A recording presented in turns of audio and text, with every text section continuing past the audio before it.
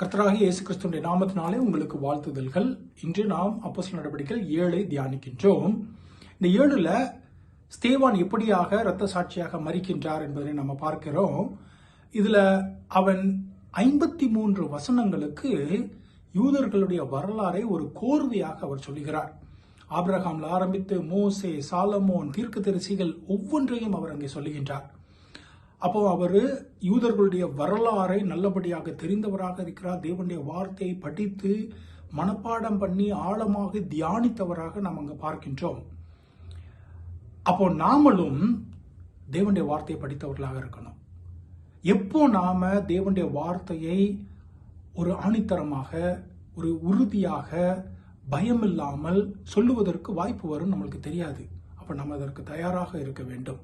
அதைத்தான் பேதுரு கூட பின்னால சொல்லுவாரு, ஆண்டவரும் சொல்லுவாரு, நீங்கள் இப்படியாக உங்களுக்கு துன்பங்கள் வருகின்ற பொழுது பரிசுத்த ஆவியானவர் உங்களுக்கு நீங்கள் என்ன சொல்ல வேண்டும் என்பதனை சொல்லுவார் அப்படின்ட்டு. ஆனா அதற்கு நம்ம தயாராக இருக்க வேண்டும்.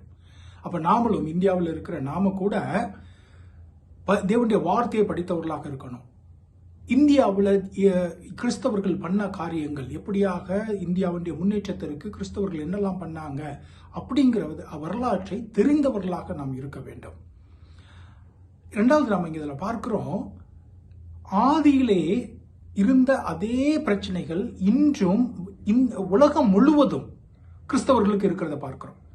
ஏதோ கிறிஸ்தவர்கள்லாம் இப்போ சந்தோஷமாக, ஒரு லகுவாக, சுதந்திரத்தோடு உலகத்துல எல்லா இடங்களிலும் தேவனுடைய வார்த்தையை சொல்ல முடியும், பரப்ப முடியும் அப்படிங்கிறது கிடையாது. அது அமெரிக்காவா இருக்கட்டும், இங்கிலாந்து தேசமாக இருக்கட்டும், மத்திய நாடுகளாக இருக்கட்டும், எங்கனாலும் எல்லா இடத்திலும் ஏதாவது ஒரு பிரச்சனை இருக்குது. அப்ப பிரச்சனைகளை பார்த்து நம்ம பயந்து விடக்கூடாது. அப்ப ஸ்தேவானை போல தேவனுடைய வார்த்தையினால நிரம்பி இருக்கின்ற பொழுது, பரிசுத்த ஆவியினால நிரம்பி இருக்கின்ற பொழுது நம்மால துணிந்து எழுந்து நின்று நம்மளால சொல்ல முடியும் அப்படிங்கறத நம்ம புரிந்து கொள்ளணும்.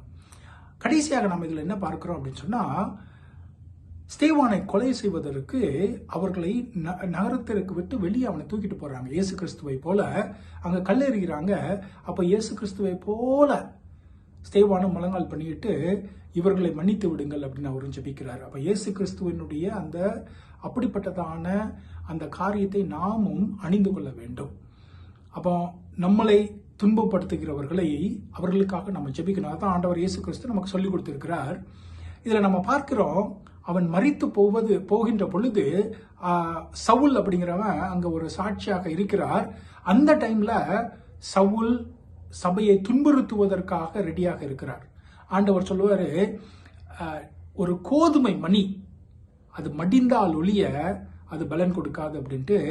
இங்க ஆதி சபையில ஒரு கோதுமை மணி விழுது. அதனால அப்போ இருந்த தேசங்கள் எல்லாவற்றுக்கும் தேவனுடைய வார்த்தையை கொண்டு போகக்கூடியதான ஒருவன் அங்கே புறப்படுவதை நம்ம பார்க்கிறோம். அப்போ கோதுமை மணி விழுந்தாதாங்க அது பெரிதாய் பலன் கொடுக்கும் அப்படின்னு சொல்லி இருக்கிறாரு. அப்ப நம்மள இதுல யாரை கேட்கிறோம், யாருக்கு அப்படிப்பட்டதான ஒரு காரியம் வரப்போகுதுன்னு தெரியாது. ஆனால் நம்மள கோதுமை மணியாக நாம் விழுகின்ற பொழுது பெரிதான பலன் வரும். நாம் இந்த வசனங்களை படிப்போம், இந்த அதிகாரத்தை தியானிப்போம், தேவனுக்காக நாம் எழுந்து நிற்போம். ஆமென்.